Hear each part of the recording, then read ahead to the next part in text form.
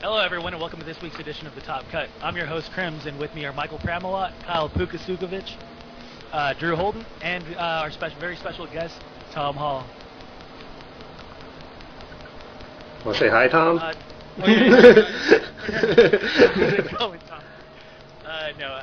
Today we're going to be talking about the pros and cons of publishing deck lists, and if Pokemon should display the top 8 deck lists to the public. So, would anybody like to start this conversation off? How about Tom, since he writes for 6 prizes? Okay. Wow. Be pretty appropriate. Well, I have mixed feelings about published deck lists because, well, admittedly, the people are going to get more information when the deck lists are published, which I don't know. It kind of takes the edge out of the competitiveness because half of Pokemon is deck building essentially. So I don't know if the lists published like they devalue the competitive edge in a way. I don't know. It's just I don't think they should publish them like top 8 from every state. Seems a bit excessive. Well, hold on. Before we go any further, Tom, can you just introduce yourself for people who might not actually know you? Oh, me. I'm Tom Hall. I'm from the UK. I go to university at the moment. I recently top 4 UK nationals, and last year I got top 32 at Worlds. And I'm also a writer for 6prizes.com. Yeah, 6prizes.com is the very first subscription strategy site for Pokemon. Not right? the first. Not the first, but probably the most popular. Yeah, the current. I'm sorry, I meant to say that. And he's for the underground part. part. By the way. Yeah, how do you like 6 prizes, by the way? Yeah, I really like it. It's a good community. It's definitely growing. It's definitely got potential. I think it's really good. It's a really good place to try and put like upcoming articles as well. Who are the main writers for that site? Well, it's there's me, there's Jay Witts, there's Chris Fullop, there's Mikey Fauché. Who else is there? There's other people as well. Jason Chan, I think. There's quite a few other writers that do quite a bit of work for the site as well. Yeah, I've checked out some of their stuff. It's pretty cool, actually. I really like it. They actually do provide like in-depth strategy, and that's something that Pokemon hasn't seen before. But actually, that kind of ties into what we're trying to talk about. You know, most people are against that. Most top level players are against that, and it's kind of becoming a pretty big issue in the community. There's a lot of torn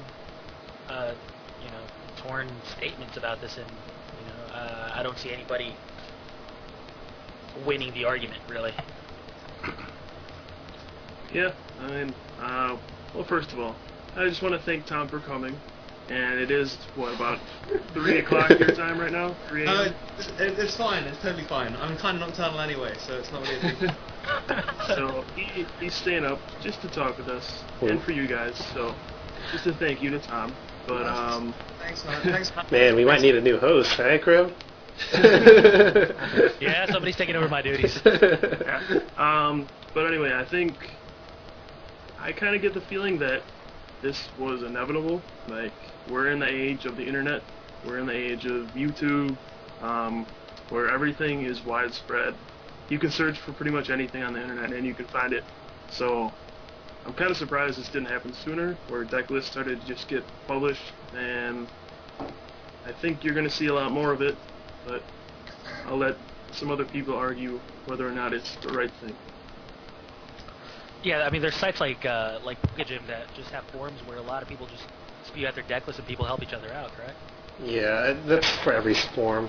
I don't know, I think publishing deck lists is not a big deal, even if they did for States Plus, because the metagame just evolves to compensate. Like, last year and then the year before, everyone knew within, 3 cards of a deck list for any deck is like, everyone kind of played out Lux Chomp, everyone played out Gyarados, everyone played out all the other popular decks, and format was still fine. The top players still kept winning. I mean, it just kind of goes, if you're kind of mooching, then you're kind of in a more disadvantage, but I think the very top keep winning, and then it just gives the lower to middle just more of a chance to win. Yeah, I kind of agree with Bram. I mean, all the good players keep winning. As far as like 6 prizes goes, that was inevitable. You can't really stop that. And those guys are in for the money. That's good for them, making money, you know. As far as Pokemon's concerned, I think they should stick with the way and do it. I mean, last year for Naps, they posted some lists, but they didn't give anybody credit for them. They didn't say whose list it was or what place it came from, what division, you know. And the strategies were just like, I don't know, who wrote those, who knows. So I think they should either post a list with names or not post a list at all, pretty much. Well, yeah, I think they could do a better job posting lists, definitely. Like, if they gave credit to who built it, or who's playing it. That just kind of goes down to overall coverage. But, yeah, I think if they do it properly, it's fine. Like, people want to see these things, and you just go, hey, I don't even know who played in the top 8, really. I mean, like, really, no one really remembers them. No one barely remembers the top 4. Their decks printed. Yeah, I mean, no one in the top 8 got their deck printed, that's for sure. People remember the finals, but they don't remember anything really top 4 onwards, and it just kind of goes... It gives good players a lot of good resources, too, because it's like, hey, this deck didn't win, but it's really good. And why did it lose? Well, maybe it just got unlucky in that series. And maybe it was the best deck, but we will never know because top 8 lists aren't printed, and the metagame just kind of stays stale when information is confined. So, I don't know. I think they should. I think it'd be fine if they printed top 8 lists, and it would just make the metagame more complex. Okay, let's try to break down the situation. Let's try to break down what a lot of the competitive players are saying are the negative parts of it. They're saying that it discourages innovation, right? And they're also mentioning that it gives weaker players the edge over... Well, not... It takes away the edge from the stronger players. That's the 2 main arguments that we're hearing, right? Yeah. Yeah. Okay. I think I can kind of speak to that. I think building a deck is pretty hard. Like, probably one of the hardest parts of playing this game. And, like, just... If your list is 1 card off, it can change absolutely everything. But you can see people running, like, just really messed up stuff where it's not consistent at all and it's not really focused at all. But I think that time has passed. I mean, there was an era where you had the top level players just miles ahead of the bad players in terms of deck building, but as more information has spread with more sites like 6prizes and stuff like that, you've seen a more gradual shift towards people being more, I don't know, knowledgeable on how to just build a decent deck.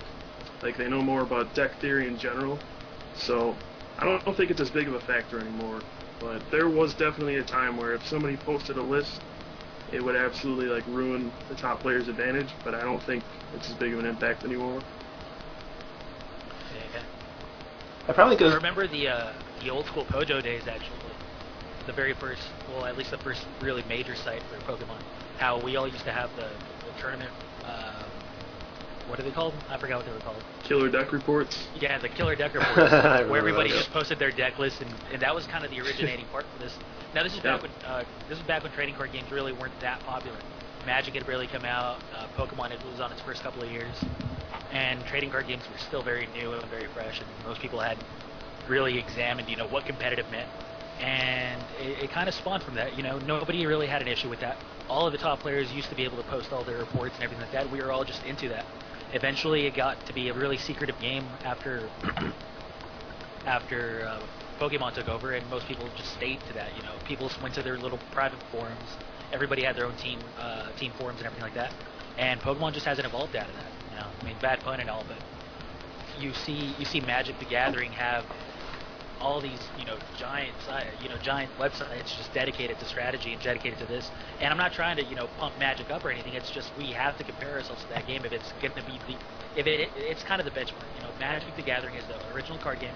It's the most competitive card game right now. And if we're trying to strive to be that, or even remotely close to that, then we need to compare ourselves to that. We need to see what they're doing right and what they're doing wrong, and kind of go with that flow and figure out what they're doing wrong and do that. And what they're doing right currently is they're trying to find a way to expand their player base by showing them that the game can be very competitive, and these top level pros are more than willing to give out their deck lists and whatnot, and they know that their in-game skill is really going to take over for them.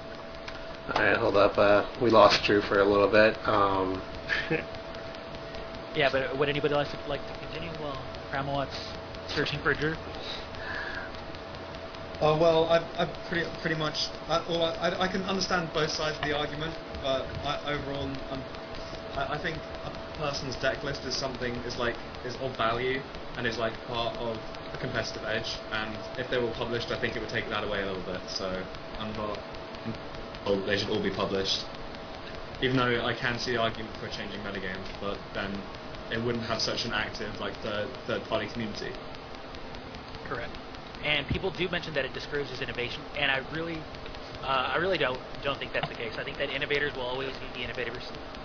Maybe just because the main 3 decks are fleshed out, say, tier 1 decks, doesn't mean that tier 2 can't pop up. Doesn't mean that people can't metagame the main tier 1 decks. That's the way the game is. That's the way any card game will be if it's good enough. If the card game is competitive enough, you will have the innovators, and they're going to keep doing what they're doing. Not everybody wants to be an innovator.